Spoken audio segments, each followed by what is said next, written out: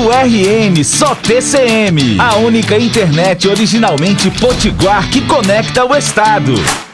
Do mar ao sertão, a TCM está em quase 20 cidades do Rio Grande do Norte, se conectando de verdade com a nossa gente. Com a TCM, você tem mais velocidade e estabilidade com internet 100% fibra ótica. E ainda, TV com mais de 115 canais, incluindo o canal da TCM com notícias da região e entretenimento. E streaming com o TCM Box, o aparelho que transforma a sua TV em smart, onde você pode pausar e voltar a programação quando quiser, mas a nossa conexão vai muito além. A TCM faz de tudo para que você tenha sempre a melhor experiência com um atendimento humanizado e assistência técnica rápida e eficaz. Vá até a loja mais próxima de você ou assine pelo telefone 84-3315-0710. TCM Telecom, sempre à frente com você.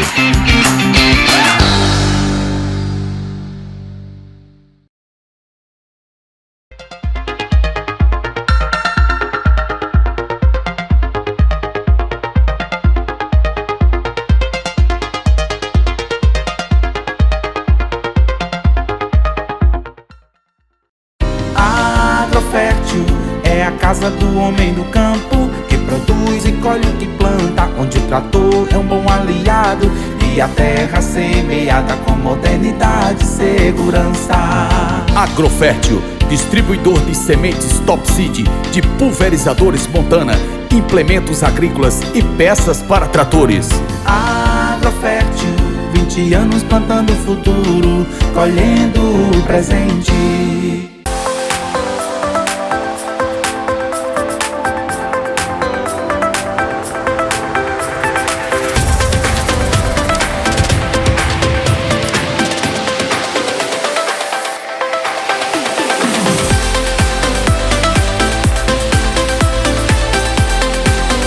Boa noite, queridos telespectadores do nosso podcast Feedback, mais um episódio no ar.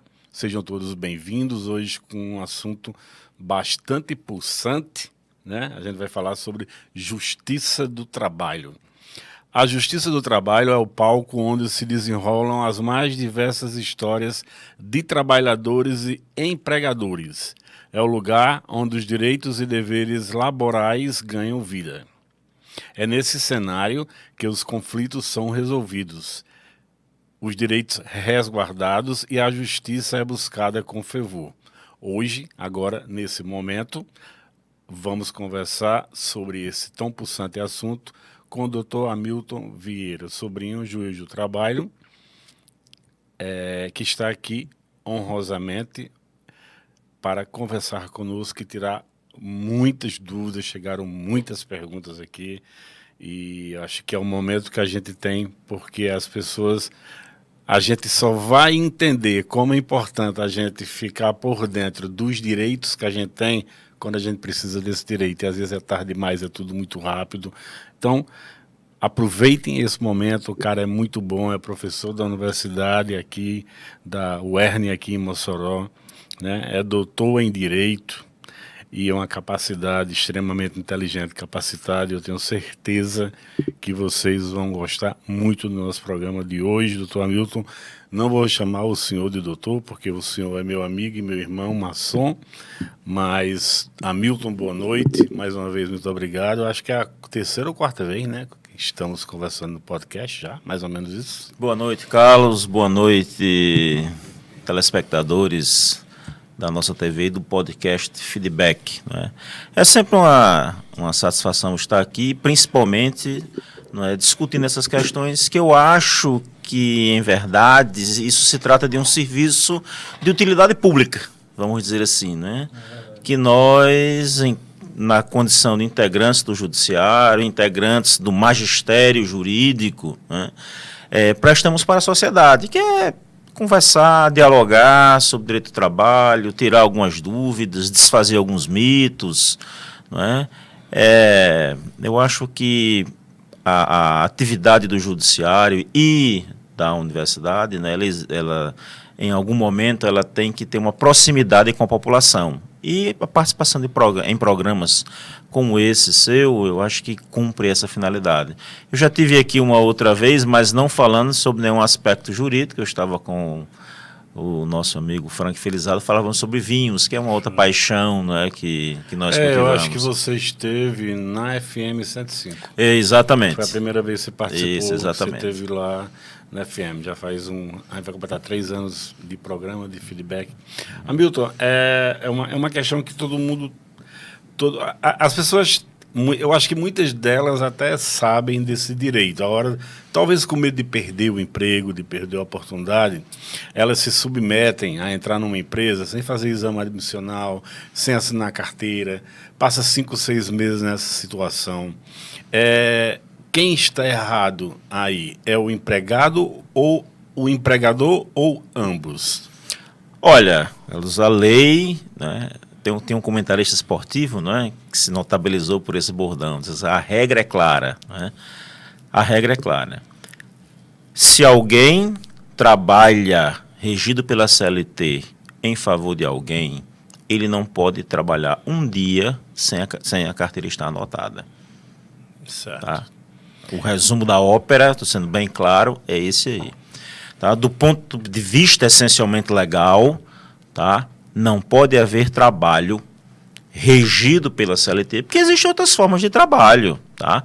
Os servidores públicos, por exemplo, fazem concursos para ocupar cargos públicos, eles não são regidos pela CLT.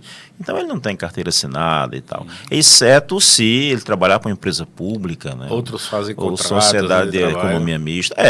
Mas eu estou me referindo aqui apenas àquelas relações que são regidas pela CLT. Então, não pode haver trabalho dentro dessa regulação, tá, que possa existir sem a carteira estar assinada, tá? Então, ele entrou hoje na empresa, você entrega a carteira lá, o empregador tem um prazo para fazer essa anotação, e essa anotação tem que ser fidedigna, fiel, tem que registrar lá o primeiro dia que a pessoa, né, pegou no cabo da enxada para começar a desempenhar suas atividades. Então, eu fui admitido no emprego, a primeira coisa que eu tenho que fazer é procurar o exame admissional. Certo? É isso? Olha, quando você busca o emprego, né, faz lá as entrevistas, tá certo? Vamos imaginar assim, o exame admissional ele é feito antes mesmo de você começar a trabalhar. Certo. Tá? Porque o exame admissional é exatamente a análise médica para saber se você tem condição de desempenhar aquela atividade, tá bom?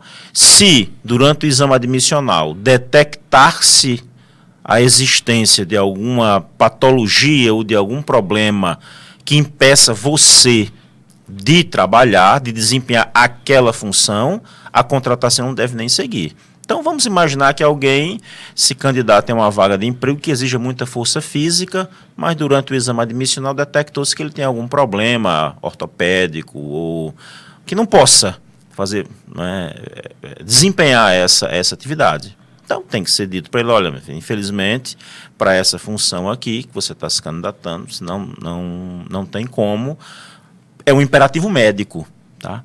Porque a alternativa a isso seria você botar uma pessoa que não tem condição para desenvolver aquela atividade. Quando ele começar a trabalhar, ele vai sofrer uma doença. Vai ficar aleijado, vai desenvolver alguma patologia do trabalho. Isso é algo que nós devemos evitar ao máximo. Então, o exame admissional, tá certo? Ele ocorre até antes mesmo de você começar a trabalhar, exatamente porque é uma precaução para, né, evitar que, enfim, você ingresse num serviço sem ter condição de saúde para isso. Cumprida essa formalidade, tá certo? Você entrega, está tudo ok, o médico dá o aval, faz todos os exames direitinho e tudo, beleza. Você entrega o documento profissional no setor de recursos humanos da empresa, né? E eles têm um prazozinho para assinar e você começa a trabalhar, dentro desse prazo, o documento é devolvido e fica tudo ok. E hoje em dia, não é? Já existe a carteira profissional digital. Sim. Ninguém precisa mais nem do documento físico, não é? A empresa pode fazer isso virtualmente. De maneira que não existe justificativa plausível, tá, para que alguém trabalhe sem carteira. Era aceitável no passado, né? Porque às vezes muitas empresas aqui estavam em atuação em Mossoró e vinham de fora, não eram daqui, o setor de recursos humanos não era daqui, então era plausível que houvesse atrasos, tá, nesse processo de formalização do contrato, porque o pessoal tinha que juntar as carteiras, mandar para Natal, para Recife, para São Paulo, para outro lugar e devolver, e isso poderia demorar mais. Mas depois da implantação da carteira digital, da CTPS eletrônica, como a gente diz, isso aí é uma coisa completamente sem sentido. Eu, particularmente, tenho minhas ressalvas com relação aos exames admissionais. Eu acho que eles são, pela forma como eu passei por ultimamente, eu acho que eles são totalmente dispensáveis. Assim, não se pede um exame laboratorial, não se verifica a pressão, não se faz um exame do coração, só fazem perguntas de 2, 3 minutos no máximo, a quantidade de pessoas é muito grande. Mas tudo bem, estamos falando ainda no Brasil, né? De fato, foi importantíssima essa sua colocação, porque esses exames admissionais, eles se ligam, tá certo, com o tipo de atividade que você vai desenvolver, tá? Se a atividade que o indivíduo vai desenvolver, imaginemos, é essencialmente burocrática, tá? Então, a tendência é que realmente ele seja uma coisa mais dinâmica. Agora, se for algo que exija, né, além da aptidão intelectual do candidato ao emprego... Você fala tipo uma pessoa que vai trabalhar com a construção civil, seria isso? Por exemplo, aí é conveniente que, além de perguntas meramente burocráticas... Que não se acompanham de nenhum exame. Isso, é conveniente que se faça, não é, uma análise mais cuidadosa, né? Pelo menos um hemograma para ver aí se a pessoa não tem uma deficiência de alguma vitamina ou algo parecido com isso. Pasmem. Mas, Hamilton, voltando à pergunta, né, que eu fiz. A culpa você acha que uma pessoa que está precisando de um emprego, precisa de um salário para se manter, para manter a família, você acha que ele vai estar preocupado em chegar para o patrão e exigir que ele assine a carteira, sabendo que ele pode, inclusive, até perder aquela oportunidade de emprego? Você sabe que existe isso, né? Claro que existe, né? E é para isso que a Justiça do Trabalho existe, através das fiscalizações, não é isso? A necessidade é a mãe de todas as decisões. Exatamente. Gostei da expressão. Então, assim... Você tem conhecimento, né, de pessoas que trabalham e trabalham 1, 2, 3 anos sem carteira assinada e depois, quando saem, correm atrás da justiça para querer os direitos. Isso é o nosso cotidiano, né? Todo dia a gente vê isso. Tá? As pessoas fazem isso suprimida pela necessidade, sim. Né? Nós somos um país ainda de uma profunda desigualdade social e de um desajuste econômico, né? Considerável, que, não é, apesar de todas as dificuldades, o país vem tentando, não é, corrigir, o que não é fácil. Né? E isso reflete muito no universo dos empregos. Né? O Brasil tem um problema com relação a empregos, porque nós não conseguimos gerar empregos de qualidade. Tá? Nossa produtividade é deficitária, né? E a mão de obra qualificada, quando ela tem uma oportunidade que seja, ela prefere talvez tentar a sorte em outro país do que aqui ficar. Tá? Agora, respondendo objetivamente a sua pergunta, né, quem é a culpa? A culpa é de quem admite o trabalho nessas condições. Por quê? Porque ao necessitado não pode ser atribuído culpa por isto. Ele pode ter culpa por uma série de outras coisas, tá? Mas por essa situação, não. Tá? Então, o ente econômico, tá certo? Ele tem que se conscientizar de que, se não pode contratar observando o que diz a legislação, não contrate. Não contrate. Porque muitas vezes a pessoa se submete exatamente por necessidade. Não é? Aí é onde entra também a questão do bullying, né? Do funcionário sofrer bullying, assédio sexual. A gente chama de assédio moral, né? Assédio moral. Exatamente. Existem recorrências de assédio moral, de maus tratos entre patrões e empregados? Vocês recebem também esse tipo de causa lá? Sim, recebemos com uma frequência que não gostaríamos de receber. Tá? Nós devemos inicialmente fazer uma distinção aqui para evitar dúvidas, tá? Para evitar, aliás, confusões, tá certo? O assédio sexual, o assédio moral, né, é um comportamento gravíssimo. Tá, deixa eu só perguntar uma coisa a você aqui. O assédio sexual entra ali no assédio moral, então? Não, são dois tipos de assédio Por diferentes. quê? Porque você sabe que também existe o assédio sexual. Também né? existe. Ok. Esse é mais grave ainda. Isso. Tá? Agora tem que ter prova, contundente, né, Hamilton? Tem que ter, certo? Hoje, não é, a ciência jurídica, a praxe forense, né, tem observado, tá, tem entendido as peculiaridades em que esses tipos de comportamento acontecem, né, principalmente o assédio sexual. Ninguém faz assédio sexual à luz do dia, não é? Ninguém faz. Será? Mas, pelo menos, assim, não é uma coisa recorrente, né? À luz do dia, tá bom? Então, é uma situação complexa do ponto de vista probatório. Então, você tem que analisar com muito cuidado certas sintomatologias, a prevalência da palavra de uma das partes, né?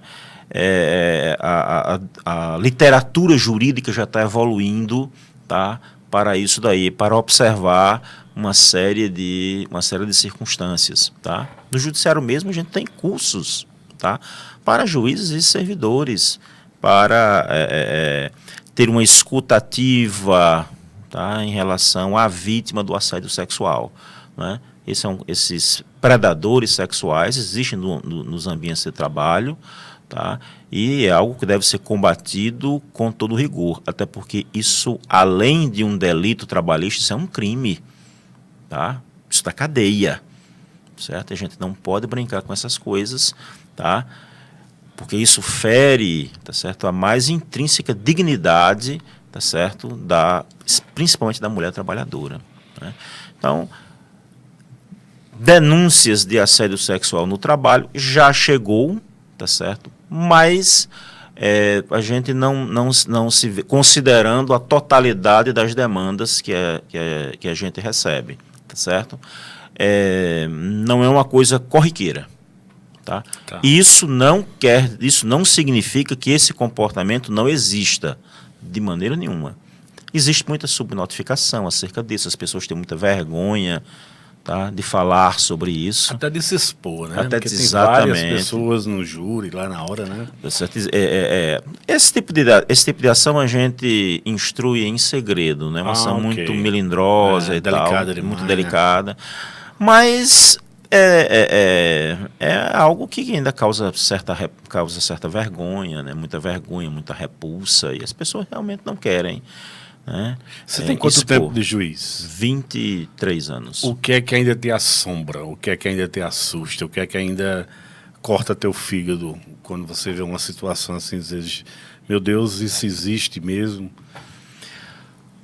Olha, no começo, muita coisa me assombrava, mas acho que com o tempo, tá, eu fui parando de me assombrar, tá?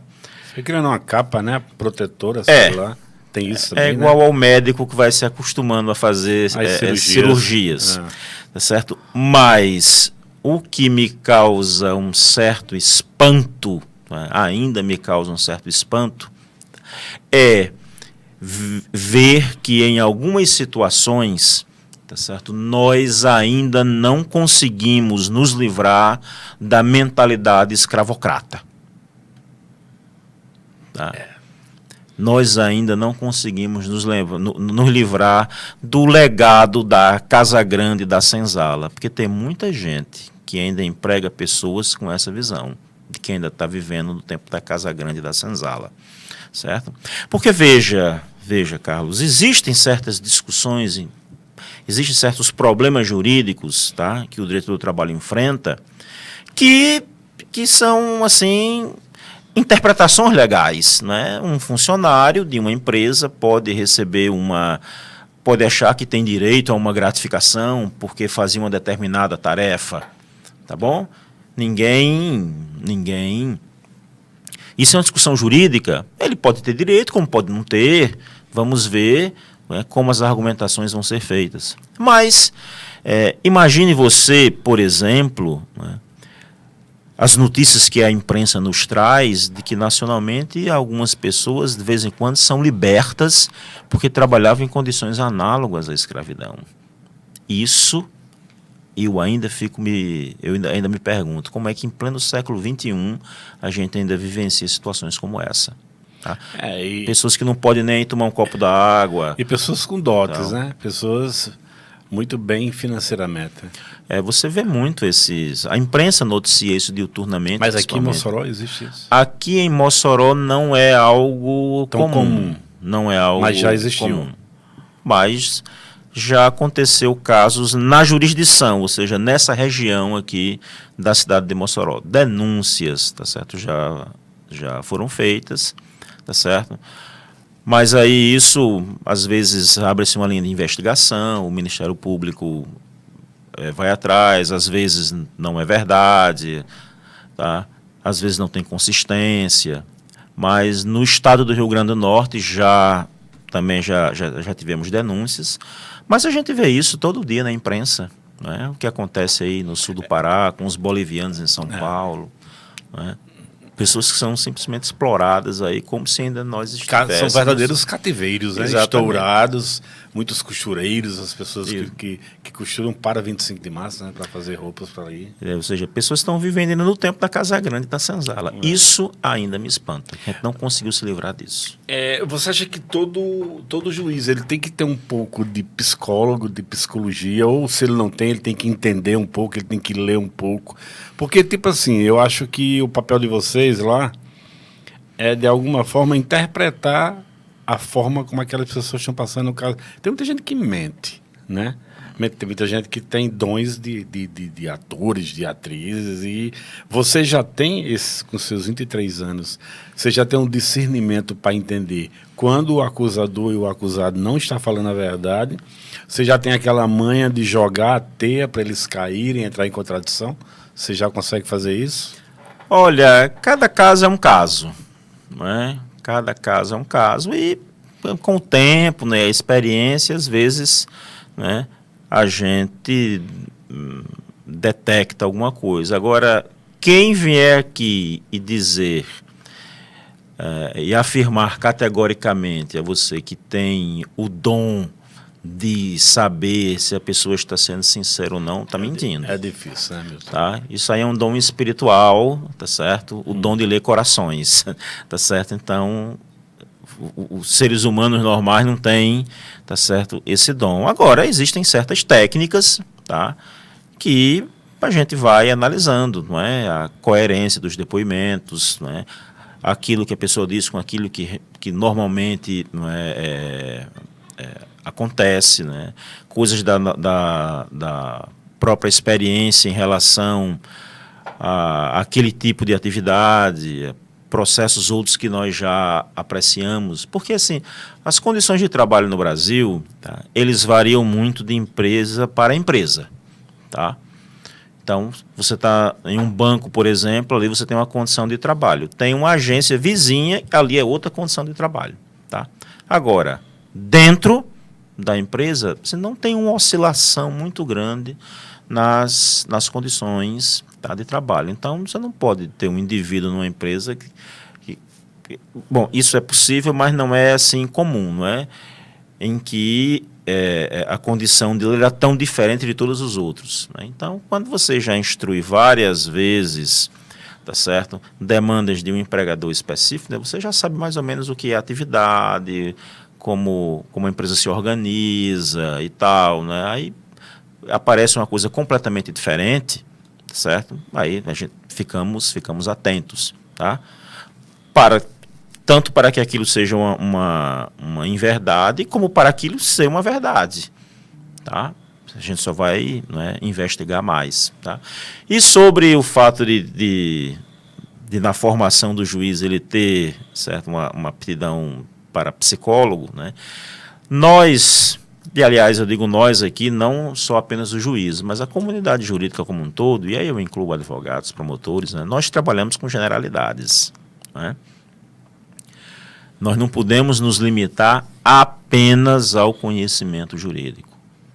Porque quem pretende conhecer, quem pretende aplicar o direito e acha que apenas o conhecimento jurídico é suficiente, esse nem o direito compreende. Tá? Então, a comunidade jurídica como um todo tem que trabalhar com generalidades. Ele tem que dominar muito bem a técnica jurídica, mas tem que conhecer um pouco de psicologia, um pouco de filosofia, um pouco de relação interpessoal, um pouco de linguagem, né, para você, não é, interagir, entender com as pessoas. Por que as pessoas ainda têm tanto medo de no fórum, medo de enfrentar um juiz, às vezes mesmo com a razão, mesmo que quando o direito é bom para elas, as pessoas não gostam, antipatizam a figura do juiz. Geralmente existe uma coisa meio estigmatizada, né? Que vocês vão tratar mal, que o juiz sempre é pelo empregado, nunca pelo empregador. De onde vem isso? Você não, obviamente você não concorda com isso, né? Eu acho que isso é um mito, tá? É um mito. Efetivamente, não é, Carlos? Você ir buscar direitos, tá, na justiça exige do indivíduo uma certa, vamos dizer assim, coragem pessoal. Tá? Em que aspecto? Né? Você vai mudar a sua rotina, você vai acusar alguém de alguma coisa. Às vezes os indivíduos, por boa índole ou por misericórdia própria, não são afetos a isso, não é? Preferem, tá certo, deixar para lá. Mas eu acredito que isso hoje é uma situação mais minoritária, né? Porque o Brasil, e isso é um fenômeno típico das sociedades, não é, contemporâneas, não é? Tudo está sendo regulado pelo direito. O meio ambiente tem uma regulação jurídica, o trabalho tem uma regulação jurídica, o meio de comunicação tem uma regulação jurídica, né? A energia tem uma regulação jurídica. Então, quando você tem, né, assim, sociedades que são muito reguladas juridicamente, a tendência é as pessoas buscarem judiciário. A percepção que as pessoas têm, tá certo, do judiciário pode não ser assim, positiva. É possível, muito embora, tá certo, as pesquisas que nós fazemos, tá certo, não detectem isso, tá? Eu acho que muito pode se dever em face de um tipo de judiciário que se fazia antes da Constituição de 88, né, que, né, reintroduziu as amplas garantias democráticas no país, tá? Então, assim, o judiciário que se tinha inspirado em um regime autoritário, né, porque o Estado inteiro tinha um viés autoritário, certo? Às vezes isso afasta, né, as pessoas. Tá? Mas eu acredito que a Constituição já está aí há tantos anos, ela já faz parte do nosso cotidiano, né? E caso essa visão ainda exista, não é, eu acho que ela é bem... está em vias de extinção. Né? Cada dia que passa, o judiciário se esforça mais para estar próximo da população. Tá? Até mesmo em situações não jurídicas. Né? Eu ainda queria voltar um pouquinho, Carlos, sobre o assédio moral. Porque sim, eu acho que isso é importante. Desculpa, ótimo. Tá? Para nós, para a lei, não é? Para o judiciário como um todo, o assédio moral é um comportamento gravíssimo. Por quê? Porque ele consiste na humilhação reiterada do empregado no ambiente de trabalho. Você sabe o que? Você todo dia sofreu uma humilhação. Todo dia você ser espizinhado, você ser menosprezado e tal, não é? Sem razão aparente, tá certo? Assim, por puro, não é? Vamos dizer assim, por pura pouca profissionalidade na estrutura na estrutura empresarial. Então, o assédio... Não, eu acho que na estrutura psicológica mesmo, então, muito mais do que empresarial. O assédio moral, para nós, ele é um comportamento muito grave. Agora, existem outros comportamentos, tá, que causam danos morais ao empregado, mas não podem ser considerados assédio. Tá bom? Exemplo. Certo.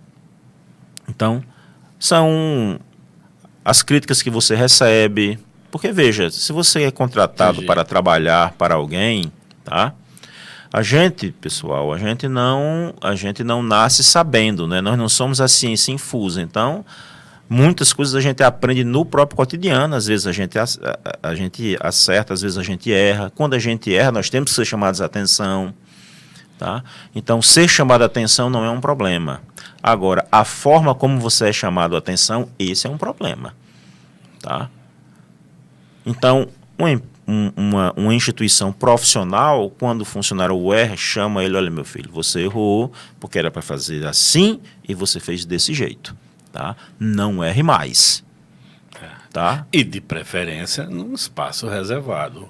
Agora, roupas sujas se lava em casa, aí como em sala de aula. Você pode até chamar a atenção de um aluno. Agora, você chegar e esculhambar o indivíduo, um discurso com uma série de adjetivações, que eu vou poupar você aqui de dizer... De burro, chamar de burro. De coisas daí para mais. Né? Aí, isso daí... Quando isso se isso acontece uma vez apenas, tá?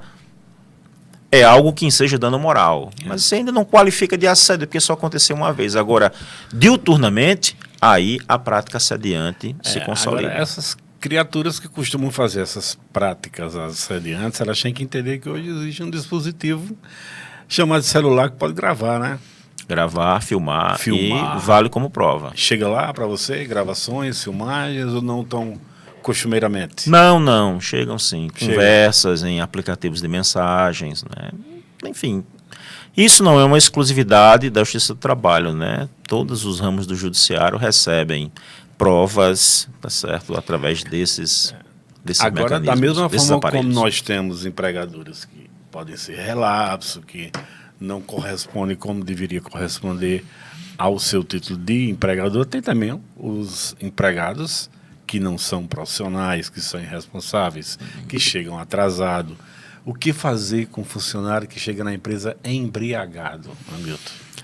Olha, todo sujeito jurídico ele tem seus direitos, mas também tem suas obrigações. Não é? Então, quando você está em busca de uma colocação no mercado de trabalho, que a empresa te contrata, você tem que dar o seu melhor para desempenhar as tarefas para as quais você está sendo pago. Certo? Então você tem que cumprir prontamente as ordens que lhes são dadas, você tem que cumprir seus horários de trabalho, você tem que fazer um serviço, não é, bem feito dentro do seu conhecimento e dentro de sua capacidade física. Estar com uma boa aparência também é importante. Certo? Também é importante. A nossa legislação, inclusive, diz que o empregador pode, não é, certo, exigir certo padrão de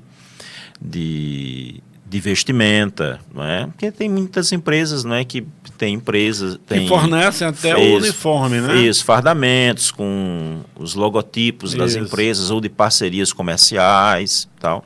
Então, tudo isso é dever, tá certo, dos empregados. Se eles não cumprem os seus deveres contratuais, tá, não cumprem horários, poderão ser advertidos.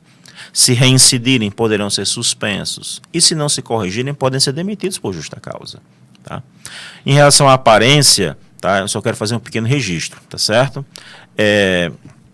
Tudo bem que o empregador possa, tá certo, fazer, estabelecer certos padrões de vestimenta, mas ele tem que tomar cuidado para que isso não incorra em nenhuma prática discriminatória, tá certo? Então, ele não pode, por exemplo, tá, se você tem uma empregada que quer expressar, e ela tem direito de fazer isso, tá, expressar sua origem africana, por exemplo, e quer usar um cabelo Black Power, tá, você não pode proibi-la disso, tá bom?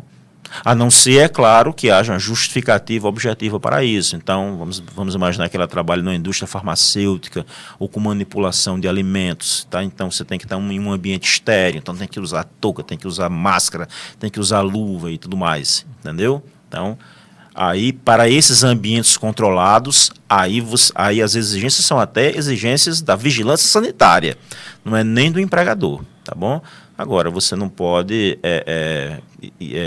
tentar impedir, não é, certas expressões, tá? Certas manifestações de cunho cultural, tá bom? O Brasil é um país diverso, tá bom? Então, vamos imaginar, eu ocupo um cargo de direção numa escola e uma professora, tá certo, vai dar aula para os alunos, ela tem o direito de ir com o Black Power dela lá, ela sendo afrodescendente, sem nenhum problema. Ela não pode ser, você não pode chegar para ela e dizer, não, você tem que ajeitar o seu cabelo. Pelo amor de Deus, né? Isso não se faz mais. Verdade. Tem discriminação. Gilvan Alves de Santo Antônio está perguntando a você o seguinte: é verdade, doutor Hamilton, que quando o empregado doa sangue, ele pode faltar ao emprego sem ter o salário descontado? É verdade, sim, Gilvan. Certo? Ele só precisa pegar a comprovação, tá, que fez a doação de sangue. Mas a doação de sangue é feita... no tudo Hemocentro. bem, mas eu sei que ela é feita em questão de 10, 15 minutos. Ele pode faltar o dia inteiro de trabalho porque doou o sangue. Certo, mas aí, não é, dependendo da quantidade de sangue que ele Ok, doe, entendi, não é, tal, entendi. pode ser que seja recomendável, não é, que ele tenha um período de repouso. E quando ele casa, ele tem direito a alguns dias? Tem uma licença, tá certo? De O quantos contrato- dias? Se não me falha a memória, são 3 dias. 3 tá? dias. Tá? Que são o que nós chamamos de momentos de gala, não é? Sim. Tá? Que é o casamento. Tá? Ok. Então é bom avisar o empregador e depois que ele casa, ele usufrui dessas licenças. Desses 3 dias. E quando ele se torna pai? A mãe tem um resguardo. Geralmente a mãe são 4 meses, é isso? Se não me falha a memória? Ou mais? No caso das trabalhadoras, não é? Elas, até mesmo antes do parto, né? No 8º elas mês, já saem, já se afastam. né? Já se afastam do trabalho, tá certo? E não sofrem nenhum prejuízo por conta disso. E o Os homem? pais têm também uma licença, um período que eles ficam, tá certo, para dar assistência ao recém-nascido. Mas é um período bem mais curto, acho que são 5 dias. Certo. Hamilton, vamos supor que eu trabalho aqui em Mossoró numa empresa, tá? E essa empresa tem uma sucursal, tem uma filial ali em Aracati. E eu sou transferido. Eu não pedi para transferir. A empresa está precisando de uma pessoa com a minha capacidade e quer me transferir. Obrigatoriamente ela terá que me dar um aumento de salário para que eu vá, ou eu posso dizer que eu não tenho interesse em ir porque eu não estou recebendo nada por isso? Olha, transferência do empregado, em regra, ela é proibida, tá? O empregado não pode ser transferido do local, tá? Em que ele exerce a atividade dele. Então ele teria dado baixa na carteira e assinar lá. Não, isso aí não é necessário. Como seria? Não, como eu disse, o empregado ele não pode ser transferido exceto em 4 situações, tá? Se ele ocupar cargo de confiança, o gerente, por exemplo, Um diretor, né? um diretor. Se a filial foi extinta, tá? A filial se extinguiu, mas a outra ficou aberta, o empregador pode dizer, olha, eu tenho vagas na outra filial. Aí vão. E é o que nós chamamos de condição implícita ou explícita do contrato de trabalho. Tá certo? Ou seja, é da natureza da atividade a possibilidade de transferência, ou então vem uma cláusula contratual específica prevendo essa possibilidade. Sendo que, nessas 2 últimas hipóteses, tem que haver a real necessidade do serviço. Tá? Então, o empregado só pode ser transferido, tá, se houver real necessidade do serviço. No exemplo que você colocou, me parece, há real necessidade do serviço. Apareceu uma vaga lá e o empregado foi chamado daqui, tá certo, para trabalhar lá. Ele pode pedir um aumento de salário por conta disso? Não. Mas também ele pode dizer que não vai. Pode. E pode perder o emprego. É possível. É perfeitamente possível. E aí? Certo? Bem, Você aí iria? ele será demitido. Bem, veja só, aí A necessidade de cada um, né? Cada um tem que medir, É. tá certo, o que é melhor para si mesmo, tá? Se essa transferência for provisória, a empresa vai pagar uma adicional de 25% da remuneração dele enquanto ele estiver trabalhando na outra cidade. Mas isso aí não é aumento de salário, tá? Tá. Aumento de salário é outra coisa, Tá. certo? Isso aí é uma gratificação. É um custeio, né? É a gratificação pela circunstância de ele estar provisoriamente ter ido trabalhar em um outro local, tá bom? Agora, o que se vê geralmente quando existem esses pedidos, quando ocorre essa situação de transferência, geralmente as empresas oferecem posições melhores, tá? O que geralmente as pessoas vêm a juízo cobrar das empresas, tá? Não é nem essa questão da legalidade da transferência, se é legal ou se não é, tá? O que geralmente eles vêm buscar é esse adicional de 25%, tá bom? Tá.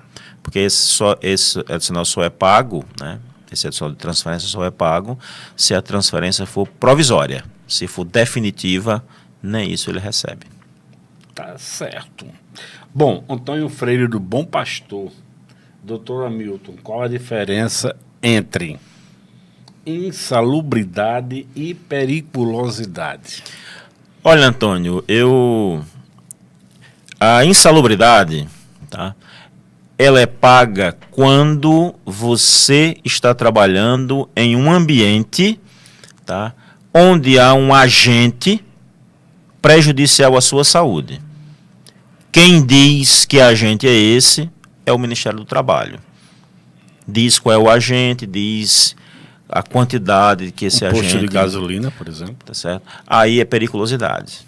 Ah, Tá? Então, vamos exemplos de agentes insalubres: ruído, poeira, calor, frio, calor.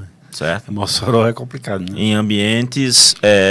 Bem, a cidade já é muito quente, mas quando se fala em insalubridade, a gente está falando, por exemplo, quem trabalha com caldeiraria, em altos fornos e tal, né? Sim. Mas, então você tem um agente que prejudica a sua saúde. Essa insalubridade, dependendo do grau de exposição, será mínima, média ou máxima. Se mínima, você recebe 10% do salário mínimo, se média, 20%, se máxima, 40% do salário mínimo a mais. Beleza? A periculosidade, ela consiste no fato de você trabalhar em uma condição de risco. Condição de risco é em virtude da presença de certos agentes que a lei define quais são. Que agentes são esses? Inflamáveis, Como poste de gasolina, inflamáveis, combustíveis e eletricidade. Eletricidade. Então, Vocês trabalham com a Coserra. Isso, eletricitários, né, que lidam diretamente, trabalhando em alta tensão e tal. Esses... Perigo é evidente sempre, É alto, né? evidente. Existem situações em que existem duas profissões, né, em que em que a lei manda pagar a periculosidade, porque reconhece que a atividade em si é perigosa.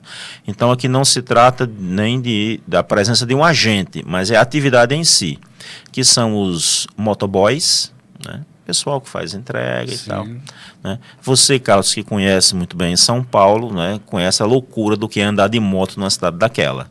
Tá? Então, o pessoal que está inserido naquele ambiente ali, tá certo? Ou seja, a maior parte do tempo, o ambiente de trabalho dele é nas ruas, fazendo entregas. E o pessoal que está sujeito a riscos físicos de assaltos, roubos, né? São os vigilantes, tá? Esses também têm direito à periculosidade. Certo. Eu digo a meus alunos, e me permita dizer aqui, tá certo? A insalubridade, se não cuidada, se o ambiente de trabalho não for cuidado, você vai adquirir uma doença do trabalho. Então ela vai te consumindo devagar.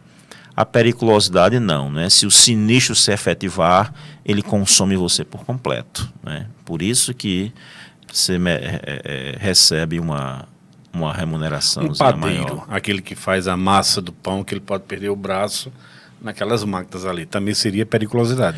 Não, aí Isso. você não mexe com inflamável nem com explosivos. Padeiro não. Seria insalubridade. Seria insalubridade, talvez pela proximidade com os altos fornos. Mas aí só uma perícia é quem vai aferir. Tá? Porque hoje a tecnologia da engenharia de segurança avançou tanto, né, que você pode, tá certo, trabalhar com certos equipamentos, mas de uma maneira que você não sofra a ação do agente. Né? A engenharia avançou muito. Uma coisa que eu observo é que alguns postos de gasolina obrigam os frentistas a usar umas máscaras e outros não. Não existe uma obrigatoriedade para aquilo, não? Existe sim. O posto que obriga o frentista a usar máscara está agindo corretamente. E é para obrigar mesmo. Mas você não vê isso aqui em Mossoró. Bem,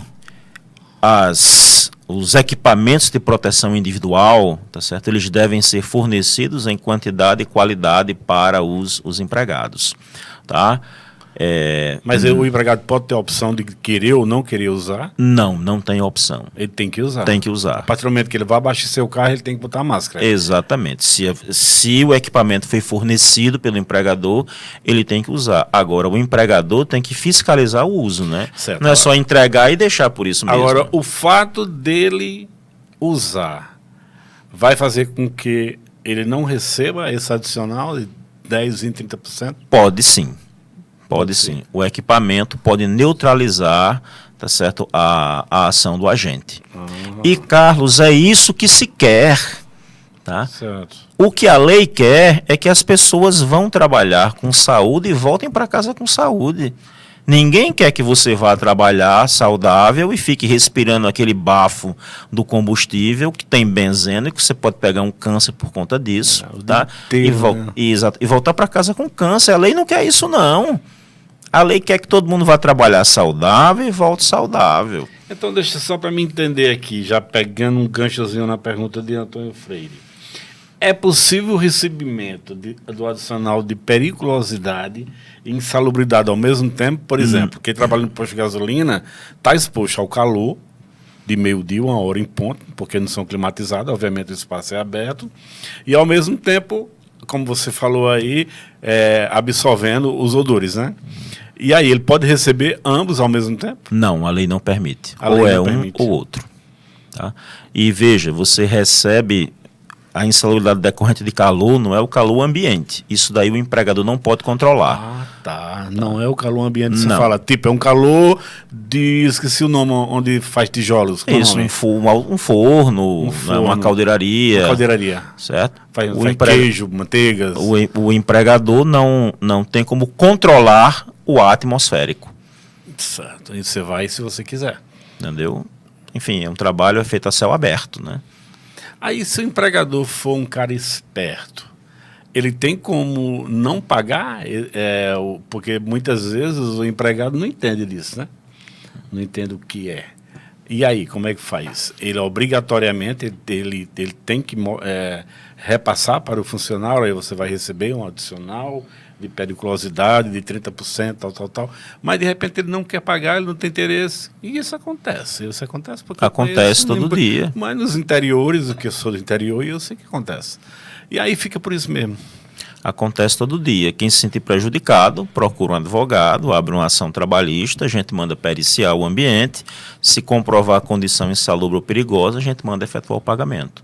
O correto é que as empresas contratem um engenheiro de segurança ou um médico de segurança para fazer lá um laudo técnico de condições ambientais, tá? E o engenheiro ou o médico vão dizer, olha, isso aqui tem direito a isso aqui não tem direito, isso tem direito àquele outro, a insalubridade é essa, isso aqui é perigoso, isso aqui não é, tal. Então, todo um descritivo das atividades desenvolvidas.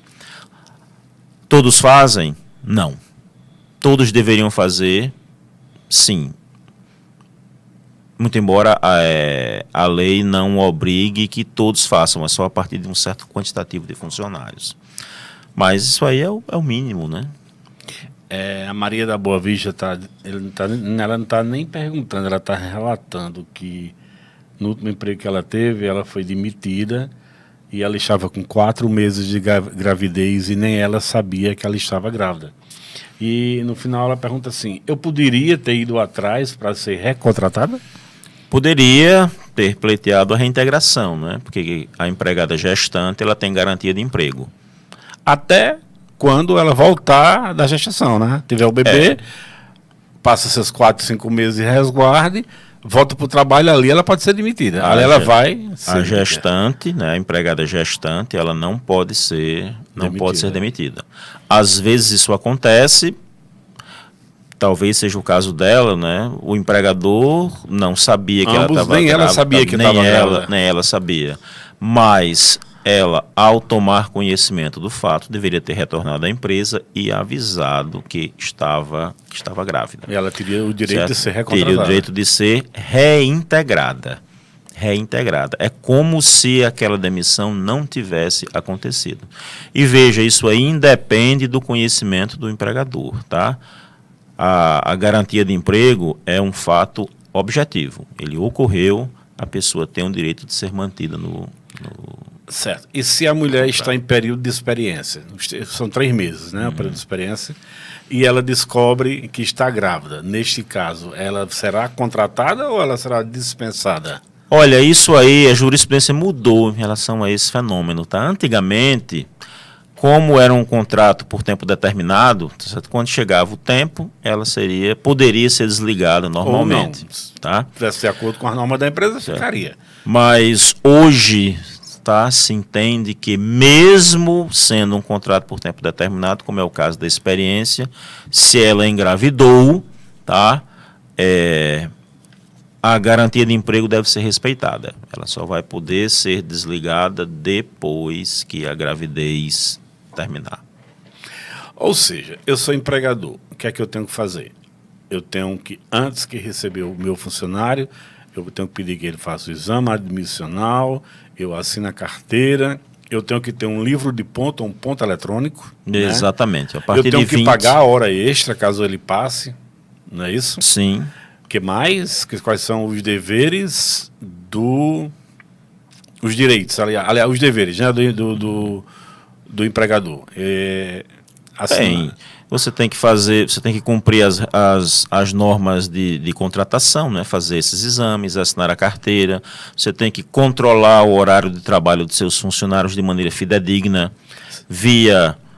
não precisa nem ser ponto eletrônico, não, pode ser cartão de ponto, pode ser um livro de ponto. Livros de ponto ainda funcionam, Hamilton? Bem, ainda são...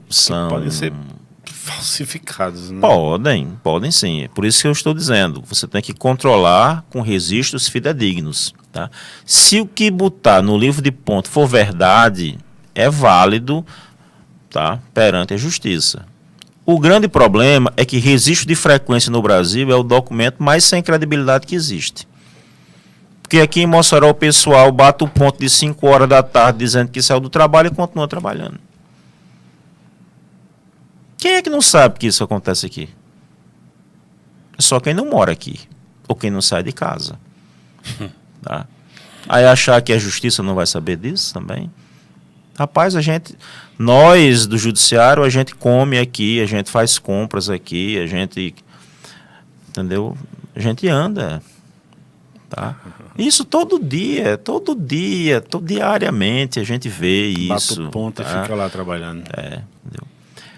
E isso daí é uma coisa um tanto quanto chocante, porque parece que é uma coisa cultural nossa. E não recebem hora extras por isso. Isso, exatamente. Você está trabalhando de graça para os outros. E quando é que o empregado deve receber hora extra, Milton? Quando ele trabalha mais de 8 horas diárias ou 44 semanais. Certo. E me fala sobre a PEC, uma coisa bem rápida aqui das empregadas domésticas, né?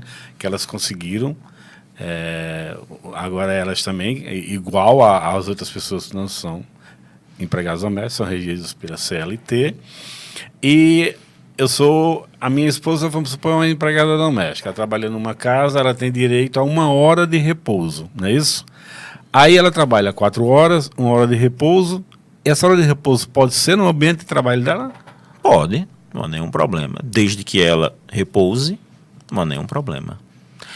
Carlos e demais telespectadores. Acho complexo isso aí, sabia? Dessa hora de repouso ser na casa que você trabalha? É complexo. Por quê? Mas as relações, tá certo, de trabalho, elas têm uma certa complexidade. Como é que uma pessoa que mora, tá certo, lá no Sumaré, tá, no Sumaré, e é empregada doméstica Alphaville. lá no Alphaville, tá certo? Vai sair do Alphaville para ir para casa e voltar no espaço de 1 hora. Tá? Entendeu?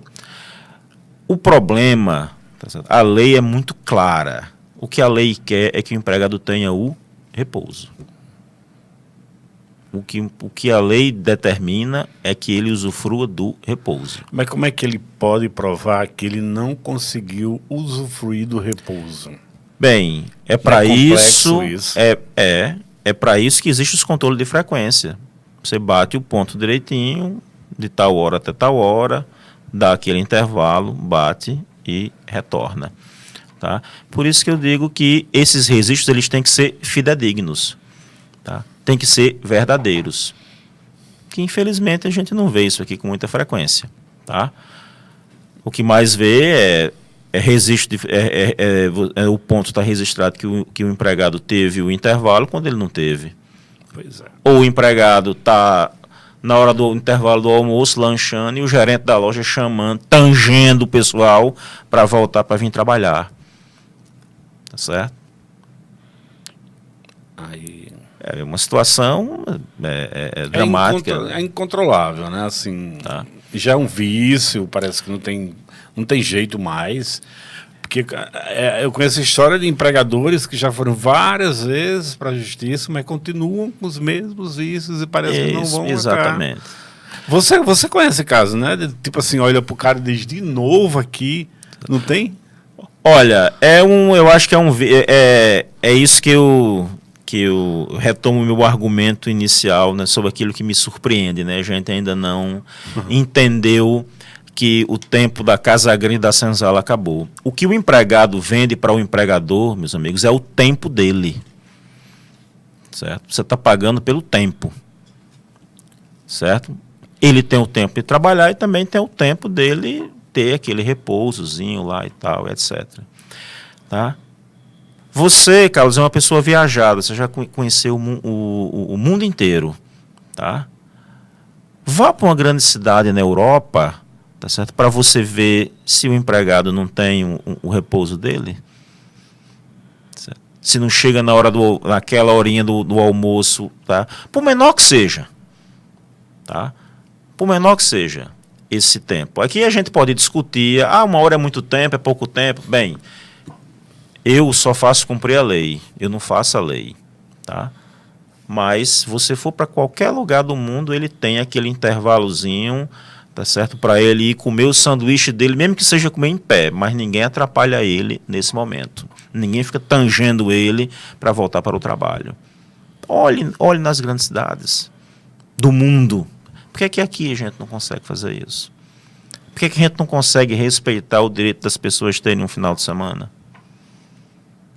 Ou umas férias, não é? Inclusive do patrão no domingo, 6 horas da manhã, está enviando o WhatsApp. Você conseguiu terminar aquele relatório que ele pediu sexta-feira? E daí para frente, não é? Entendeu? Absurdo. Certo? Então, assim, e são pessoas, tá, que quando viajam para o exterior,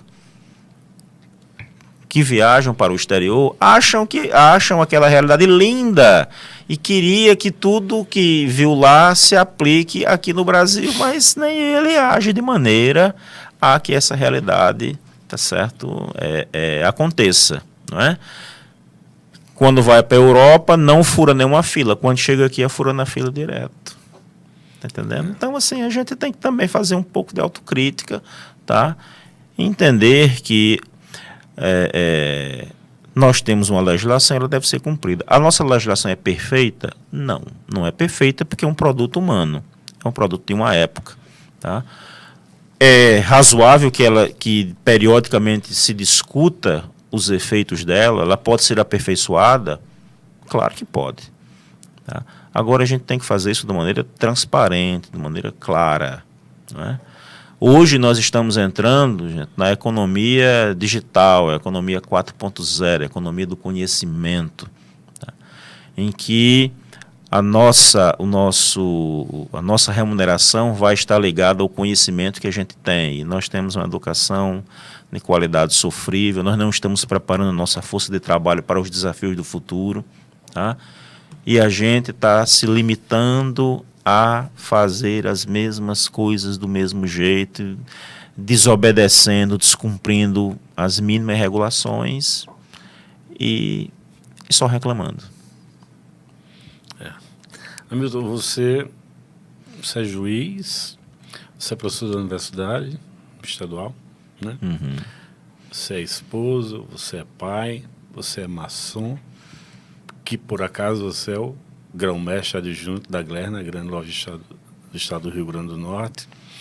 Qual a mágica para você conciliar tudo isso? Inclusive, eu queria até deixar um grande abraço aos nossos irmãos, que com certeza estão nos assistindo agora, de todos os maçons do Rio Grande do Norte, quiçá do Brasil, né?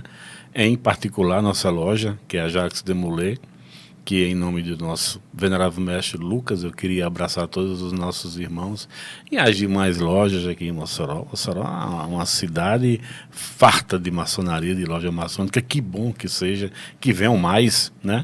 Então, assim, como é que faz? Porque assumir um cargo de grão-mestre adjunto, né? Nós estávamos, inclusive, até conversando antes, né, da nossa entrevista, que a Glerna está completando 50 anos agora, a grande loja do estado do Rio Grande do Norte, e vai ter o baile de 50 anos, aí vai ter a assembleia, que é a reunião em Natal, e depois vai ter o baile lá no Versalhes, né? E eu perguntando a você, Hamilton, como é que dá tempo? Porque você ser um grão-mestre adjunto, que existe o grão-mestre e o adjunto é como se fosse um vice, né?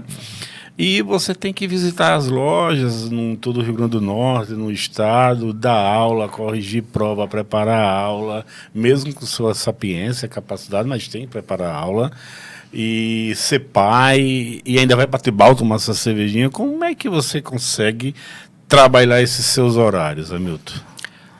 Bem, a vida de todos nós, ela é dotada de um certo componente anárquico, não é assim? Coisas que a gente não controla. Mas essa função que assumimos aí na grande loja, né, a nossa função primordial, não é basicamente visitar as lojas, ver como é que está tudo, como é que o trabalho está se desenvolvendo, não é? Ou seja, é manter o nosso pessoal animado. Né? Não, tudo bem, mas isso aí demanda deslocamento, viagens, dormir e o tempo, né? Assim, você deve ter um organograma muito, muito louco, né? Uma agenda que você não cansa, não se estressa. Você está com quantos anos, Hamilton? 52. 52 anos. Né? Ainda tá muito jovem, né? Mais jovem do que Aldo Coutinho você está. Bem mais jovem do que Aldo Coutinho. Mas assim, você não se cansa, é o que você queria, é isso mesmo? Hamilton, você vai ser o próximo grão-mestre da grande loja do Rio Grande do Norte? Eu não sei, né? Isso ainda vai... Mas você quer ser o grão-mestre? Uma demorar. coisa é você ser, outra coisa é você querer. Porque eu sei que você queria ser o adjunto e você é. E você tem capacidade para muito mais. Então, você gostaria de ser um grão-mestre? Não agora, mas talvez no futuro? Quem decide isso não somos nós, né? Quem decide isso é o povo maçônico. No momento oportuno, o povo maçônico saberá tomar a melhor decisão. Que vai ser você sendo grão-mestre. Para isso. Bem, eu não estou afirmando isso, tá? Deixemos cada coisa no seu tempo, né? Mas você, graças a Deus, é um homem realizado, né, Milton? Culturalmente, você doutor em Direito, todas as dificuldades, no sentido que eu digo, as dificuldades eu falo de tempo, né? Você fez pela Universidade do Paraná, não foi? Apesar de que as aulas eram em Natal. Isso. E eu lembro que na época do seu doutorado você enlouquecia de estudar, né? E mesmo assim dando aula, e mesmo assim sendo juiz do trabalho. É isso mesmo? Foi isso mesmo que você pensou? Ou ainda falta mais alguma coisa? Não, você já plantou uma árvore? Não plantei uma árvore. Já escreveu um livro? Olha, eu tenho minha tese de doutorado, né? Eu defendi agora no ano passado, em outubro. Qual foi o tema? O tema foi Direito e Tecnologia. Certo. Né? os mitos que auxiliam na erosão do Estado Social de Direito. É uma análise que eu faço sobre muitos mitos que são colocados hoje sob a roupagem tecnológica, que na verdade estão eliminando, tá certo? Estão erodendo o nosso Estado. Nota 10. Nosso Estado Social. Eu não publiquei ela ainda, né? Estou pensando se eu publico, se não publico. Talvez eu até publique. Aí eu vou colocar isso aí na minha lista. Que legal. Tá? Mas o doutorado é muito desafiante, né? Porque você tem que você tem que fazer muitas leituras e apresentar uma perspectiva, tá? de algum fenômeno, né? E isso é um projeto que foi desenvolvido aqui pela Universidade do Estado do Rio Grande do Norte, em parceria com a Universidade Federal do Paraná, que foi um doutorado interinstitucional. E nós conseguimos qualificar a esmagadora maioria do corpo de professores do departamento da Faculdade de Direito hoje, né? Meus ilustres colegas. Então, foi assim foi muito custoso para todos nós, não é? Muito cansativo, mas muito gratificante, principalmente porque todos os que iniciaram concluíram. Eram professores da UERN, professores da UFESA, professores da Faculdade Católica, professores da Paraíba, tá? Que também acreditaram nesse projeto. Então foi bem interessante, bem rica, né? A troca de experiências, os diálogos. As pessoas, quando me perguntam, tipo, um exemplo de um case de sucesso, tá? Eu sempre cito você. Eu queria que você soubesse que eu admiro demais você. Acho você uma pessoa extremamente capacitada, com um senso de humor maravilhoso, quando quer, porque também quando quer é muito azedo. Né? Exatamente. Inteligentíssimo. E um grande pai, um marido cuidadoso. Né? Generosidade sua. Mas é verdade. Então, uma família linda. Queria até mandar um beijão para Sheila, para Dudinha. Tá ficando linda. Começa a se preocupar, viu? Com os rapazes tatuados e com piercings chegando lá para levar a Dudinha para as festas. Guilherme, que vai também seguir, né? Seguir a carreira do pai, que já estou sabendo através do nosso irmão que ele estagia, que ele está saindo muito bem. Então, assim, eu acho que Deus te abençoou muito, Hamilton, e isso tudo é o retorno que a vida está te dando pela pessoa boa que você é. Né? Quando a gente vê a história de Hamilton, quando saía de bicicleta lá da abolição para o diocesano, né? E vê Hamilton hoje, a gente vê, pô, como realmente valeu a pena eu ter conseguido chegar aqui. Então, você realmente é um cara, você é literalmente um bem dotado. Sacrifícios, né? A gente faz sacrifícios para, no futuro, colher bons frutos. Você está rico, Hamilton? Gostaria de estar, mas quem quer enricar não entra no serviço público. Aquele salário que eu sempre cito, ele é fictício, né? Totalmente. Totalmente. Tá? Então tá bom, eu fico mais tranquilo. O exercício da atividade pública lhe permite ter um certo grau de conforto. Agora, tá certo, enricar, quem quer ser rico não entre no serviço público, porque não vai enricar aqui não. Tá certo, então. Pois, parabéns, de verdade. Queria que você soubesse que eu gosto de verdade de você. Você é um grande amigo, um grande irmão, meu conselheiro, né? Nas horas difíceis e nas horas fáceis também. Você pode sempre contar comigo, você sabe disso. E queria deixar o microfone aí aberto para que você possa...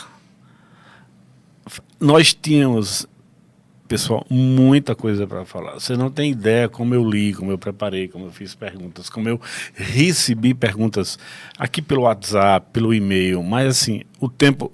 Para algumas entrevistas, esse tempo de 1 hora é cruel. Por exemplo, essa de Dr. Hamilton hoje. Seriam pelo menos 2 horas de conversa para a gente poder... Porque tudo fica aqui meio superficial, né? A gente não tem como aprofundar os assuntos. Teve coisas que eu não consegui nem falar com o Hamilton sobre férias, né? E outros tópicos. Mas eu acredito que o mais importante, o que eu queria passar, é exatamente que vocês se cuidassem, né? Você que tem que procurar valorizar a sua capacidade intelectual. Quanto você acha que você merece? O seu trabalho merece quanto? você está se achando explorado, procure seus direitos, procure um bom advogado, vá atrás, porque a justiça vai dar razão a você se o seu direito for bom. Você só não pode ser conivente com uma coisa que está errada, porque aí você não vai ter direito de cobrar um direito, porque seu direito, neste caso, vai estar ruim. Tá bom? Então, caso vocês tenham interesse em saber mais alguma coisa, mandem e-mails para mim. As perguntas que eu recebi aqui que eu não fiz, eu vou devolver para Milton para poder responder. E aí eu mando para o e-mail de vocês ou para o WhatsApp de quem mandou. Tá certo? Hamilton, os microfones são seus para a gente encerrar a entrevista e você mandar o nosso alô aos nossos telespectadores. Obrigado, Carlos, e toda a equipe aí do Feedback. Eu agradeço a oportunidade, né? E só dizer aos nossos telespectadores, né, que acredite no trabalho, acredite no seu potencial e acredite, tenha a esperança de que nós ainda vamos superar as dificuldades pelas quais nós estamos passando, né? As dificuldades existem para a gente, para que nós possamos superá-las, né? Eu não sou muito fã dessas literaturas ralas de autoajuda que muita gente lê. Eu não aprecio isso. Eu acho que isso tem uma mistura de meio que de lavagem cerebral, né? Mas eu acho que com foco e determinação e trabalho duro a gente consegue vencer muitas coisas, certo? E basicamente agradecer, não é, a você aqui o espaço, porque como eu lhe disse, isso aqui é um serviço de utilidade pública, né? Eu já fiz palestras em escolas, tá? De maneira recorrente me chamam para falar sobre essas temáticas. Tá? Na maçonaria, muitas. Na maçonaria, já falei também, já dei entrevistas em rádio. Tá? Eu encaro isso como sendo uma parte do trabalho. A gente tem que esclarecer isso. Tá? A nossa associação nacional, a ANAMATRA, Associação Nacional dos Magistrados do Trabalho, ela tem um projeto bem interessante que no futuro eu estou pensando em trazer aqui para Mossoró, que é o TJC, o Trabalho, Justiça e Cidadania. Nós escolhemos escolas públicas, tá, para dialogar com os professores, treinar os professores, tá certo, para que eles multipliquem esse conhecimento para os alunos. E a gente tem um materialzinho bem interessante, que é uma cartilhazinha, um gibi, né, em que fala sobre essa temática, insalubridade, periculosidade, férias, aviso prévio, FGTS, 13º, de maneira bem lúdica, né, para que as pessoas conheçam esse mínimo, né, o mínimo que a lei confere a elas. Um dia, quando eu tiver um tempinho, eu ainda trago esse projeto para cá para a gente fazer um trabalho aqui nas escolas públicas, né, nossas, exatamente para melhorar melhorar o conhecimento dos nossos estudantes. Se Deus quiser. Então, pessoal, até quinta-feira, se Deus quiser, com mais um Feedback, o podcast. Valeu, fui!